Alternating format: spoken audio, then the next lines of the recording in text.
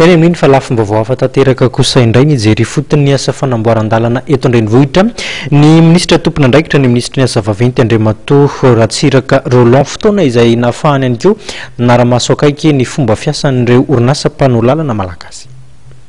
Nidiny fotony jery nizotry ny asa fanamboaran-dalana teto Andrenivohitra androany Andriamatoa Roland Ratsiraka ministra ny asa vaventy. Nandritra fitsidiana ny lalana makany Ambodiny Sotry dia nanamafy hatrany ny ministra amin'ny tokony antsoroan'ireo orinasa mpanao lalana malagasy amin'ny resaka fanamboaran-dalana eto Madagasikara.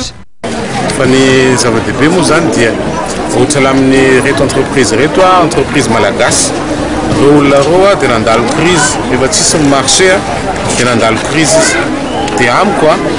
ny lahara-pahamena dia entreprise malagasy zay mahay tena lahara-pahamena fa tsy ny entreprise avy any ivelany zay mahay fa ny antsika aloha ny lahara-pahamena. Za zany milaza amin'ny orinasa malagasy rehetra hoe tonga amin'ny fotoana ahafahantsika manome ataontsika hoe alalana ho an'ny rehetra mba hiady izy azahoan'ny marché na lalana appel d'offre ny fonds d'entretien routier zay ambara amintsika fa mois de juillet ny tokony manomboka izy dia ny orinasa madinika rehetra zany voakasika daholo fa tsy hoe le orinasa ngeza ihany fa miresaka mantsika ohatran'le route nationale reny zao dia orinasa ngeza be ihany voakasika zany efa fantatsika ny anarana reny orinasa ngeza be reny tsara mety ny ataony fa dia orinasa madinika koa manome asa vahoaka tsy anatin'ny fahasairana dia zany anisan'ny mijery an'ireo orinasa madinika roa. Ho an'ireo orinasa malagasy mpanao lalana dia manazava izy ireo fa manatsara trano ny asa mpanaovina azy ireo ary manaraka amin'ny fenitra takian'izay asay. Ho an'ity lalana eto Ambodiny Sotry ity dia hovitaina melohan'ny fahenina amin'ny 20 volana Jona izao izy ity toy ireo lalana izay asiana fanamboarana eto Andrenivohitra. 4 mois moa zany dia 4 mois ny délai zany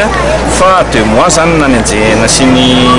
PDG anenjehana an'ilay izy alohan'ny 26 zany vitana dia asa ino amin'izay tena asa fanaovan-dalana zany zay point noir rehetrarehetra zany tia zany eto Ambodiny Sotry izao dia misy nefa vita ny be da be eto zao aigle noir dia ato ny voninkazo dia ary Ndavamamba dia misy ny andrefana Ambohijanahary iny zany efa be ny vita dia misy koa ny route Marihana fa ny fanamboaran-dalana eny amin'ireny lalam-pirenena ireny dia mbola ny orinasa vaventy vahiny ny andraikitra azy ireny. Inoany zany fa tsy ela dia irosa amin'ny fanamboarana fototra afitrasana goavana mitaky ny fenitra iraisam-pirenena ny orinasa malagasy.